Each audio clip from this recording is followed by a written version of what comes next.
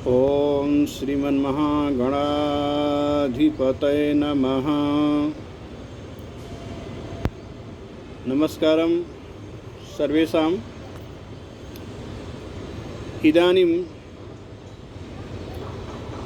आजकल पितृपक्ष चल रहा है, जो कि पितृपक्ष में हमें अपने पूर्वजों को अपने श्रद्धा से स्मरण करना चाहिए। यह 15 दिन पूर्वजों को याद करने के लिए समर्पित हैं। और कई बार हमारे घरों में कई दोष होते हैं, जो कि पूर्वज अतृप्त रहते हैं, तो घर में दोष होते हैं। उन दोष को निवारणार्थ आपको सुबह सुबह कुछ सामान्य सा कर्म करके घर को खुशहाल बना सकते हैं।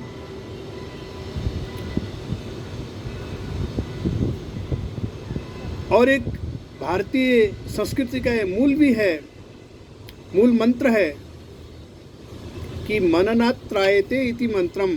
जो मंत्र रिपीट करने से, उच्चारण करने से हमें बचाते हैं, चारों तरफ से हम सेफ रहते हैं, उसको मंत्र बोलते हैं। तो सुबह सुबह आप तांबे के लोटे में थोड़ा सा पानी लीजिए स्नान करने के बाद, और उसमें थोड़ा सा कच्चा दूध डाल दीजिए और काला तिल उसमें मिला दीजिए। थोड़ा सा चीनी, 2-4 दाने चीनी के डाल दीजिए और सूर्य की तरफ मुख करके आप जो है जल को सूर्य को अर्पण करें।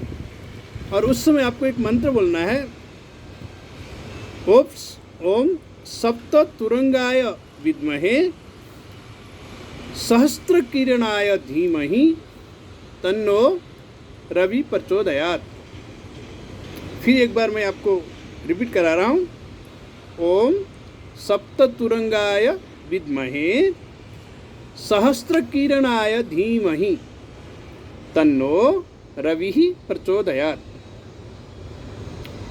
और उसके साथ साथ एक आप पितृ गायत्री भी बोल सकते हैं। ओम पितृगणाय विद्महे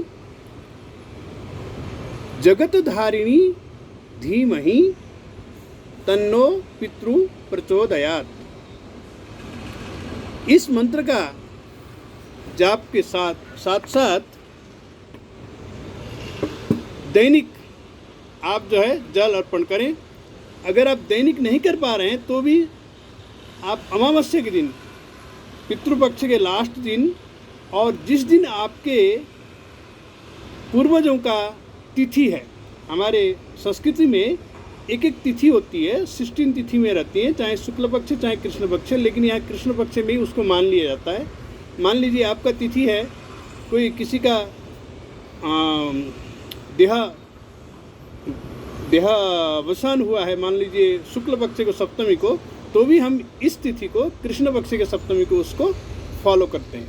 ओके, तो आप जो है सुबह सुबह श्राद्ध का मतलब है श्रद्धया दीयते इति श्राद्धम। अगर आप श्रद्धा से किसी को कुछ भी दे देते हैं उस समय, तो श्राद्ध कहलाता है।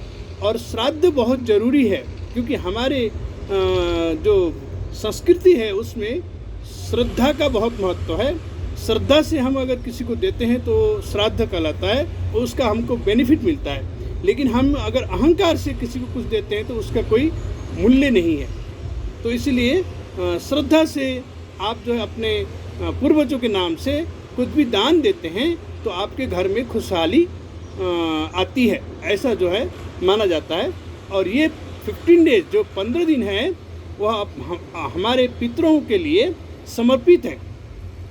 इसीलिए घर में फालतू बोलना नहीं चाहिए और अच्छा मीठा खाना चाहिए। ऐसा माना जाता है कि हम जैसा खाना खाते हैं वैसा ही उनको मिलता है। और किस रूप में मिलता है? अगर मान लीजिए वो किसी राक्षस के रूप में है तो ब्लड बन के मिलता है, अगर देवता है तो अमृत बन के मिलता है।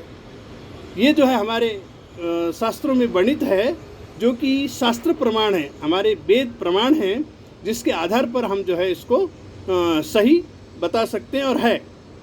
ओके, तो इस तरह से आप लोग जो है अपने पितरों को खुश करके अपने जीवन को सफल बना सकते हैं और खुशहाली ला सकते हैं। धन्यवाद।